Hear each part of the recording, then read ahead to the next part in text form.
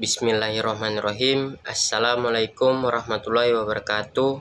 Perkenalkan, nama saya Agung Pratama dengan NIM 221012075. Saya mahasiswa dari kampus IAIN Sultan Amai Gorontalo dari jurusan Pendidikan Agama Islam semester 4. Maksud dan tujuan saya membuat video ini yaitu untuk memenuhi tugas mata kuliah evaluasi pembelajaran yang telah diberikan oleh Ibu Dr. Liange Otaya MPD selaku dosen pengampu mata kuliah evaluasi pembelajaran. Untuk itu langsung saja ke videonya. Nah, baik teman-teman, pada video kali ini saya akan membahas tentang konsep dan penerapan penilaian autentik. Sebelum kita masuk kepada konsep dan penerapan penilaian autentik, di sini saya akan menjelaskan terlebih dahulu. Yang pertama yaitu pengertian penilaian autentik. Penilaian autentik adalah proses pengumpulan informasi oleh guru tentang perkembangan dan pencapaian pembelajaran yang dilakukan oleh peserta didik melalui berbagai teknik yang mampu mengungkapkan, membuktikan, atau menunjukkan secara tepat bahwa tujuan pembelajaran telah benar-benar dikuasai. Yang kedua, bentuk-bentuk penilaian autentik. Berikut ini adalah bentuk-bentuk penilaian autentik berdasarkan kompetensi inti 1 sampai kompetensi inti 4. Yang pertama, kompetensi sikap. Dalam kurikulum 2013, ada 2 kompetensi sikap yang harus dikembangkan, yaitu sikap spiritualitas atau religiusitas sebagai kompetensi inti pertama dan sikap sosial sebagai kompetensi inti kedua. Untuk menilai sikap, ada 4 bentuk penilaian yang dapat digunakan dan semuanya bersifat non-tes, yaitu observasi, penilaian diri, self-evaluation, penilaian antar peserta didik, dan jurnal. Yang kedua, kompetensi pengetahuan. Kompetensi inti ketiga yang harus dikembangkan oleh guru adalah kompetensi pengetahuan peserta didik. Untuk menilai hasil belajar siswa pada aspek pengetahuan ini, ada beberapa teknik penilaian yang dapat digunakan, yaitu tes tulis, tes lisan, dan tes penugasan. Yang ketiga, kompetensi keterampilan. Kompetensi inti keempat yang harus dikembangkan oleh guru adalah kompetensi keterampilan.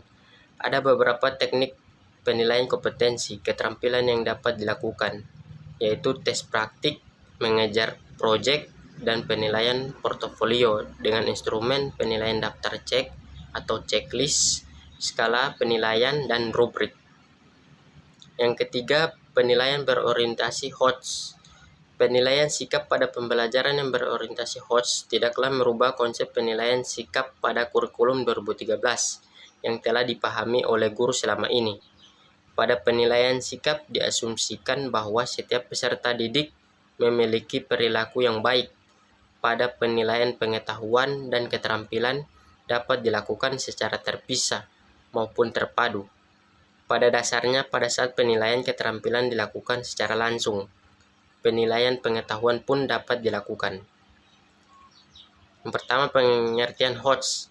Soal HOTS merupakan instrumen pengukuran yang digunakan untuk mengukur kemampuan berpikir tingkat tinggi, yaitu kemampuan berpikir yang tidak hanya sekedar mengingat atau recall, menyatakan kembali, restate, atau merujuk tanpa melakukan pengolahan, recite.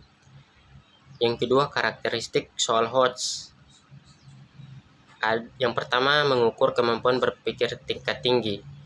Kemampuan berpikir tingkat tinggi yaitu kemampuan untuk memecahkan masalah atau problem solving, keterampilan berpikir kritis, critical thinking, berpikir kreatif, creative thinking, kemampuan berargumen, reasoning, dan kemampuan mengambil keputusan, decision making. Berarti bukan sekedar berpikir dalam taraf menghafal atau mengingat. Yang kedua, berbasis masalah kontekstual. Soal-soal HOTS merupakan asesmen yang berbasis situasi nyata dalam kehidupan sehari-hari, di mana peserta didik diharapkan dapat menerapkan konsep-konsep pembelajaran di kelas untuk menyelesaikan masalah. Yang ketiga, proses penilaian dapat pula terintegrasi dengan proses pembelajaran dan bersifat ongoing. Yang keempat, menggunakan bentuk soal yang beragam. Soal beragam dimaksudkan agar dapat memberikan informasi yang lebih rinci dan menyeluruh tentang kemampuan peserta tes. Yang ketiga, tingkatan kognitif. Pengelompokan level kognitif tersebut yaitu pengetahuan dan pemahaman level 1, aplikasi level 2, dan penalaran level 3. Selanjutnya, penyusunan instrumen penilaian. Yang pertama ada penilaian kognitif. Dalam penulisan soal dituntut untuk dapat menentukan perilaku yang hendak diukur dan merumuskan materi yang akan dijadikan dasar pertanyaan atau stimulus dalam konteks tertentu sesuai dengan perilaku yang diharapkan. Selain itu, uraian materi yang akan dinyatakan yang menuntut penalaran tinggi tidak selalu tersedia di dalam buku pelajaran. Oleh karena itu, dalam penulisan soal HOTS dibutuhkan penguasaan materi ajar, keterampilan dalam menulis soal, konstruksi soal, dan kreativitas guru dalam memilih stimulus soal sesuai dengan situasi dan kondisi daerah di sekitar satuan pendidikan. Yang kedua, penilaian sikap afektif. Sikap adalah perasaan suka atau tidak suka yang terkait dengan kecenderungan seseorang dalam merespon sesuatu atau objek. Sikap merupakan ekspresi dari nilai-nilai atau pandangan hidup yang dimiliki oleh seseorang. Sikap dapat dibentuk sehingga terjadinya perilaku atau tindakan yang diinginkan. Sikap terdiri dari 3 komponen, yakni afektif, kognitif, dan konatif. Komponen afektif adalah perasaan yang dimiliki oleh seseorang atau penilaiannya terhadap suatu objek. Komponen kognitif adalah kepercayaan atau keyakinan seseorang mengenai objek. Adapun komponen konatif adalah kecenderungan atau kesiapan untuk berperilaku atau berbuat dengan cara-cara tertentu berkenaan dengan kehadiran objek sikap.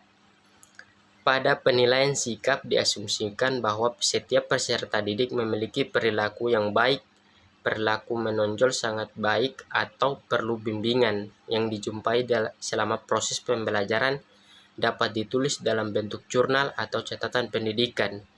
Penilaian sikap mengacu pada 2 aspek kompetensi sikap, yaitu kompetensi inti 1 dan kompetensi inti 2. Yang kedua, teknik penilaian sikap pada kurikulum 2013 antara lain meliputi observasi catatan kejadian tertentu, penilaian antar teman, dan penilaian diri. Hasil observasi guru terhadap sikap siswa yang menonjol, positif maupun negatif, di saat pembelajaran dicatat dalam jurnal harian. Pengamatan sikap dilakukan oleh pendidik atau guru pada saat pelaksanaan pembelajaran yang berlangsung. Pada kompetensi sikap terdapat penilaian utama dan penunjang. Penilaian utama diperoleh dari observasi harian yang ditulis di dalam jurnal harian. Penilaian penunjang berasal dari penilaian diri dan penilaian antar teman yang hasilnya dapat dijadikan alat konfirmasi dari hasil penilaian sikap oleh pendidik. Yang ketiga, penilaian keterampilan. Dalam proses penilaian keterampilan sudah tentu ada aspek HOTS di dalamnya. Contoh penilaian adalah teknik praktik, produk dan proyek, karena dalam proses tersebut ada kreativitas, ada proses transfer of knowledge, dan ada proses penyelesaian masalah. Jadi proses penilaian keterampilan bisa mencakup aspek transfer of knowledge dan critical thinking and creativity serta problem solving. Keterampilan yang menjadi kompetensi inti keempat merupakan kemampuan siswa yang berkaitan dengan keterampilan melakukan aktivitas fisik seperti melakukan ibadah sholat, wudhu, tayamum, atau keterampilan motorik lainnya. Ada beberapa teknik penilaian keterampilan yaitu praktik, produk, proyek, dan portofolio. Untuk menggunakan teknik tersebut dibutuhkan rubrik penilaian yang akan mempermudah dan bisa menjaga objektivitas penilaian. Baik, mungkin cuman itu yang bisa saya sampaikan. Wassalamualaikum warahmatullahi wabarakatuh.